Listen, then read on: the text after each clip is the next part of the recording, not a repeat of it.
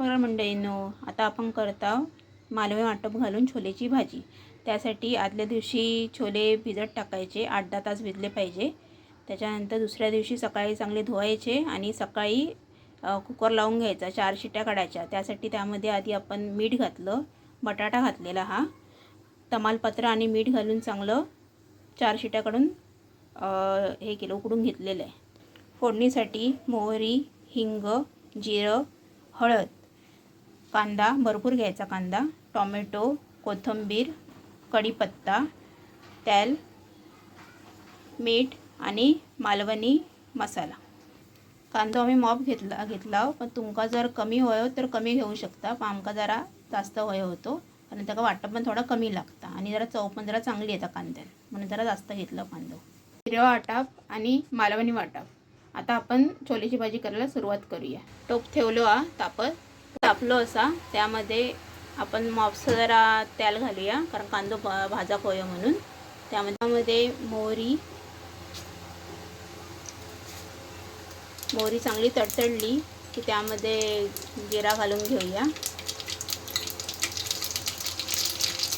जिरा घातलं की कांदो घालायचो,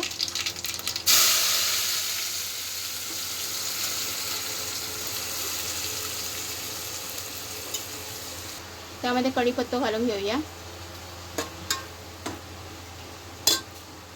थोडा हिंग घालायचा, पोटाक अधिकार नको म्हणून। आणि कांदो चांगलो एकदम ट्रान्सपरंट होईपर्यंत, असं चांगलं शिजेपर्यंत, नरम होऊ होईल तोपर्यंत तो भाजून घ्यायचा चांगलो कांदो। आणि तुमका दाखवते पुढचा।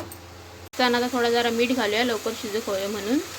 पहिलं आपण छोले शिजताना त्यामध्ये मीठ घातला, तसा लक्षात ठेवूनच मीठ जरा हात राखून जरा घालायचं। बघा कांदो आता आळलो असा, त्यामध्ये आलं लसूणची पेस्ट घालून घेऊया आणि चांगली परतून घेऊया ती, त्याचा कच्चटपणा जायला पाहिजे, चांगली परतून घ्यायची। या बघा चांगला हिरवा वाटप परतलेला असा कांद्यामध्ये, त्यामध्ये आपण आता टोमॅटो घालूया बारीक चिरलेला आणि तो चांगला, तो पण असा ट्रान्सपरंट होईपर्यंत परतून घ्यायचं, चांगलं परतून घ्यायचं। जेवढं तुम्ही परताल तेवढं ग्रेव्हीला चांगली चव येते। आता आपला कांदा चांगला परतून आणि कांदा, टोमॅटो आणि हिरवं वाटप आहे ते चांगलं एकजीव झालेलं आहे। त्यामध्ये आपण आता हळद घालून घेऊया, थोडी हळद घातली की त्यामध्ये आता आपण मालवणी मसाला आपला जो तो घालून घेऊया।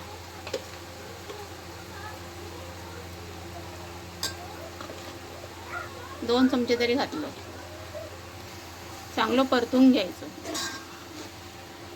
मसाला चांगलं परतून झालो त्यामध्ये आता आपण छोले घालूया उकडलेले आणि चांगले परतून घ्यायचे ते पण। त्यामध्ये आता बटाटे घालून घेऊया आणि परतून घ्यायची भाजी चांगली जरा उकळी होईल। आता छोलेला आता उकळीलेली असा, त्यामध्ये आपण आता पाय तेवढा वाटप घालून घेऊया, चांगला परतून घ्यायचा, जरा उकळी काढून घेऊया एक।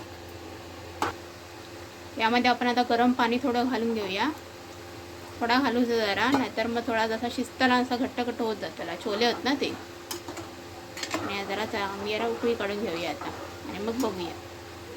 आपल्या भाजीक चांगली उकळलेली असा, सगळं मसालो कांदो सगळं एकत्र झालेलो असा। आता त्यामध्ये आपण कोथिंबीर घालूया, आपली भाजी तयार झालेली असा। तुमका जर आमची भाजीची रेसिपी आवडली असेल तर आमच्या चॅनलला लाईक, शेअर आणि सबस्क्राईब करा आणि आपण अशाच नवनवीन रेसिपीमध्ये पुढे भेटूया। बाय।